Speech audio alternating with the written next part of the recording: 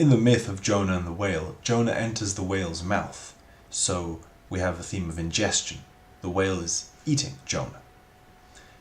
Pinocchio is a sort of another representation of the Jonah and the whale myth. It takes inspiration from this tale, as Pinocchio also enters the whale to become reunited with his father. So in Jonah, the father is God. In Pinocchio, the father is literally the father. Toad of the Mario Kingdom is called Kinopio in Japanese, which is a play on the Japanese word for mushroom and the name of Pinocchio. Toad is a mushroom, so the tale of Pinocchio entering the whale's mouth could become a trip report, leading to an ego-dissolving experience of meeting one's creator womb, symbolized by the All.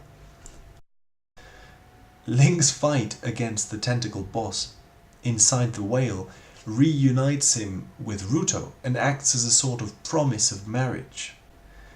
In fact, the tentacled boss, from a Freudian perspective, could be genitals from which creation issues forth. Of course, the sword is a classic phallic symbol too. It's almost as if the mushroom ingested by the whale acts as a psychedelic experience, a mushroom experience, which descends down into what Freud identified as being one of our strongest accumulations of fear, which is sexuality. Now it's interesting too because in Super Mario Land 2, the mushroom hut, is the closest step from the turtle's mouth, which is where the whale is.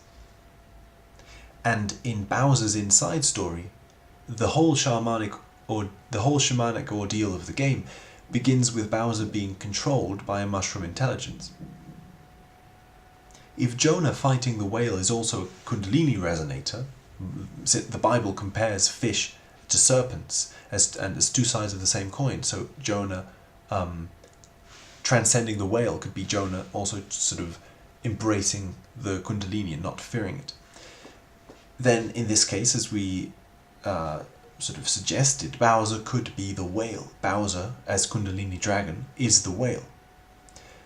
Bowser Inside story, therefore, could also be a Jonah and the whale myth, since Mario and Luigi are inside him. We suggested Bowser is Luigi's dream. Bowser is like Luigi's nightmare. Now, in the Zelda universe, Talon, or Mario, is also a sleepy dreamer, with a golden Bowser necklace around his neck. Dreams are the land of psychedelia, but if the Mushroom Brothers, or Mario and Luigi, enter Bowser to dissolve the ego's monarchic reign, then could this be what is going on in every other Mario game? Within the whale is the octopus. Tentacles are a gentle euphemism, in dreams usually. So Link slashing the octopus, as I said, is followed by Ruto expecting marriage.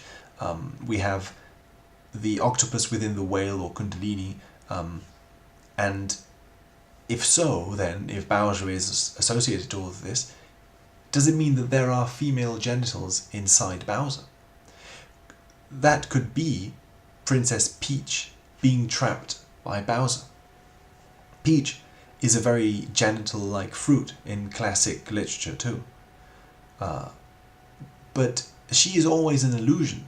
She's always in another castle. Because as long as all Mario can see is the sex, the objectified projection, and not the actual person who is Peach, then all that is happening is a vanishing illusion for Mario.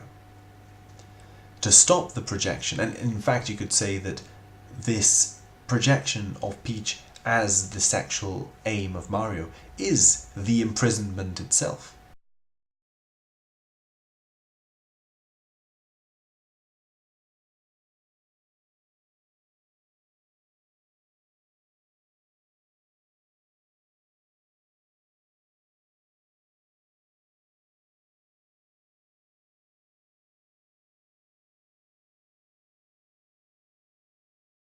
And therefore Bowser is Mario's